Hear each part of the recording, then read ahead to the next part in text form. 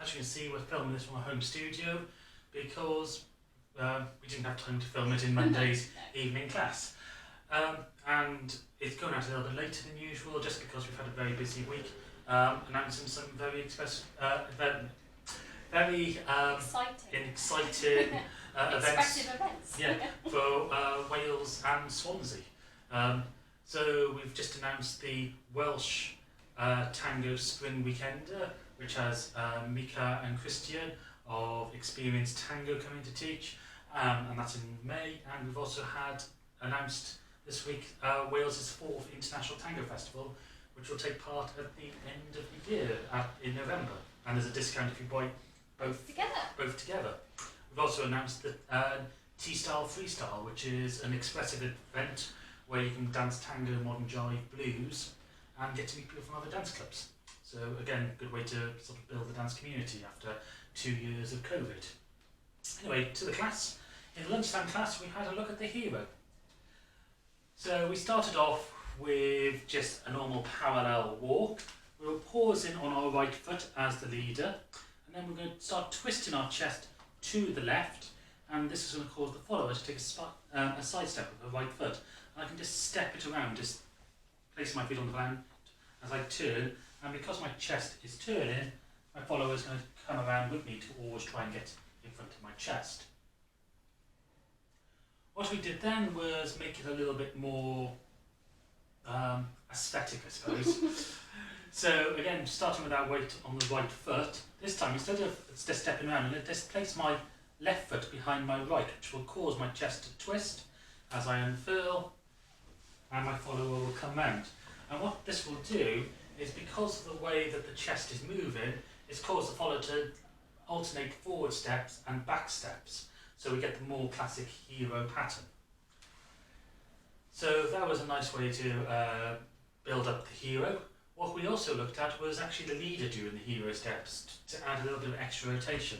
So as I stepped back and behind myself, the follower could be coming forward, or she could be coming to the side step, or she could even be the back step phase, it doesn't matter.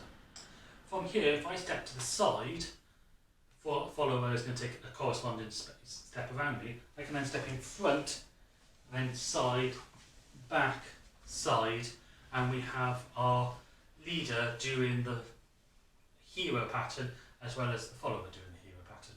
So it's a nice way to spice up the hero. In the evening class, we had a totally different theme, which was Malonga. So we had a discussion about the origins of Milonga and how you can dance it in different ways, whether that be sideways around the room or in just normal line of dance, or facing the line of dance. That's the leader facing the line of dance. Sorry for the wind, we're filming this in the middle of... Right at the peak of the storm on Friday. Our fence has already blown down. Fence is blown down, there's one little collared dog out there that's hanging on. So, we tend to dance Milonga sideways around the room because it gives us a bit more space to be able to do stuff. So we start off with a simple box pattern. So I started with my weight on my left foot, follow with the weight on the right, we're stepping back, stepping to the side, stepping forward and outside, stepping forward and in line, side, closing the feet together and changing weight. So as our basic box. We talked about how Milonga is often a little bit quicker than tango, therefore we take smaller steps, and also a little bit more grounded, so we tend to lift the feet and go into the ground. Again, this comes from the Chenyenga, the original form of tango. So we can start lifting the feet, taking these smaller steps.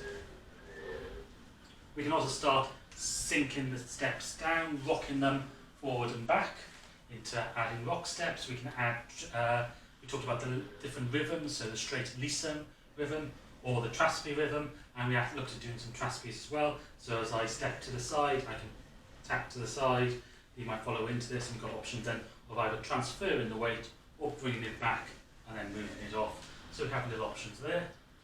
As I said, we can add rock steps and sinking it down. We can turn the box, and we also had a look at a step where we step outside the follower, step to the side of the left, back for the leader, and we can move around the room like this as well.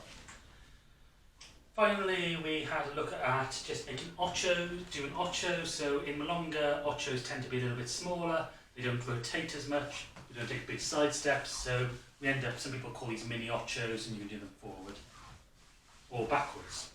And also we can do the cross as well, which we didn't cover in that much detail. Anyway, thank you to everyone who's come. Hopefully you'll book onto all our events that are coming up, and we look forward to seeing you soon. Keep yourself safe. Thank you for watching this Urban Tango Nights recap. If you like these videos, please subscribe to our channel by clicking the logo. You can find more of our class summaries down here and other videos of us dancing tango over here. You can also follow us on Facebook, Instagram, Twitter and Meetup. Links are in the description below, and you can also subscribe to our newsletter using the link below.